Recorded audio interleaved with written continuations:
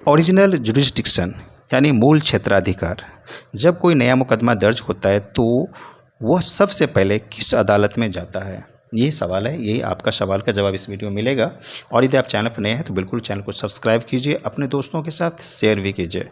तो हम जानते हैं कि मूल क्षेत्राधिकार क्या है और उससे संबंधित जुड़ी जो बातें आपके मन में हैं वह क्या क्या होता है। दोस्तों नमस्कार, मैं हूं एडवोकेट जयशंकर प्रसाद निराला।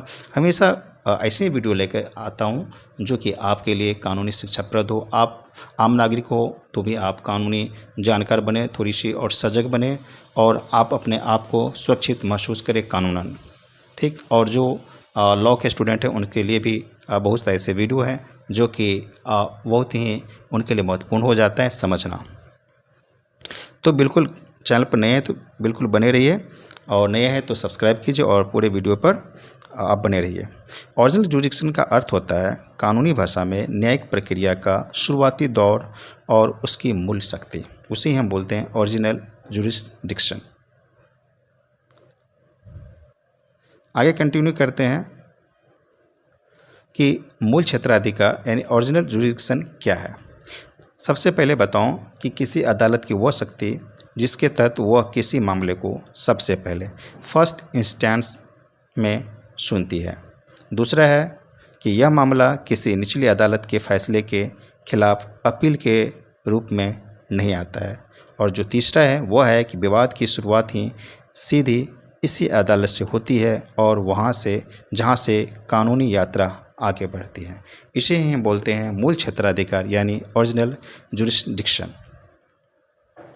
यदि मैं बात करूं जिला स्तर की अदालतें यानी डिस्ट्रिक्ट लेवल कोर्ट की, तो शुरुआती अदालत जो होती है, चाहे सिविल विवाद हो जैसे ज़मीन या संपत्ति या क्रिमिनल मामला, शुरुआत हमेशा जिला अदालत यानी ट्रायल कोर्ट या कोर्ट ऑफ फर्स्ट इंस्टेंस से होती है।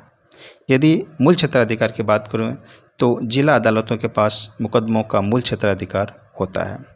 गवाही और सबूत मामलों में गवाहों को बयान और सबूतों की जांच सबसे पहले यहीं की जाती है, उसके बाद ही आगे बढ़ा जाता है। सर्वोच्च न्यायालय का मूल क्षेत्राधिकार। विशेष अधिकार आमतौर पर सुप्रीम कोर्ट अपीलीय अदालत है, लेकिन संविधान के अनुच्छेद 131 के तहत विशेष ओरिजिनल जुरिस्डिक्शन भी है। केंद्र और राज्य विवाद, केंद्र सरकार और किसी राज्य के बीच या दो से अधिक राज्यों के आपसी कानूनी विवाद। सीधे सुनवाई, ऐसे मामले किसी निचली अदालत में नहीं, सीधे देश के सर्वोच्च न्यायालय में दायर किए जाते हैं।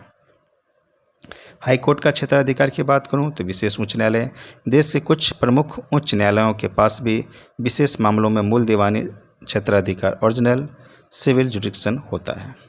बात करूं कंपनी लॉ और वसीयत की, तो कंपनी कानून यानी कंपनी लॉ, वसीयत, विल्स या संपत्ति से जुड़े विशिष्ट दीवानी मामले सीधे उच्च न्यायालय में सुने जाते हैं। ट्रेडमार्क की बात करूं तो ट्रेडमार्क और बौद्धिक संपदा इंटेलेक्चुअल प्रॉपर्टी जिसे बोलते हैं, अधिकारों से जुड़े विशेष मामलों में भी कई बार सीधे उच्च न्यायालय के मूल क्षेत्राधिकार में आता है। तो आपने देखा कि उच्च न्यायालय में किस तरह का क्षेत्राधिकार होता है। उसके बाद मैं लास्ट में आपको बताना चाहूँगा, क्योंकि मेरा वीडियो बहुत ही संक्षिप्त और उसी में जो कंटेंट होता है वो इम्पोर्टेंट होता है। यदि विशेष आपको कुछ पूछना रहता है तो मैं हमेशा कहता हूँ कि आप कमेंट में राइट कीजिए, मैं उस पर वीडियो बनाऊँगा और वो बातें का सवाल का आंसर भी आपको मिलेगा। न्याय प्रणाली का द्वार ओरिजिनल जुरिस्डिक्शन वह शुरुआती दरवाजा है जहां से किसी विवाद की असली कानूनी यात्रा शुरू होती है। ट्रायल कोर्ट की क्या भूमिका है। जिला स्तर पर हर एक नए मुकदमे की तहकीकात और साक्ष्य परीक्षण मूल क्षेत्राधिकार के तहत ही होता है। और संवैधानिक महत्व कहूँ तो अनुच्छेद 131 के अंतर्गत संघीय विवाद सीधे सर्वोच्च न्यायालय की देहरी पर पहुँचते हैं। तो यह था आपका जो ओरिजिनल जुरिस्डिक्शन क्या होता है, उसी के ऊपर में यह तथ्य था। उम्मीद करता हूं कि जो स्क्रीन पर नोट्स था वो आपके लिए वैल्यूएबल हुआ होगा।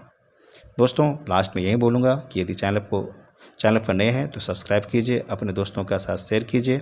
वीडियो यदि लगे कि इन्फॉर्मेटिव बनाता हूं तो बिल्कुल वीडियो को लाइक कीजिए। Thank you.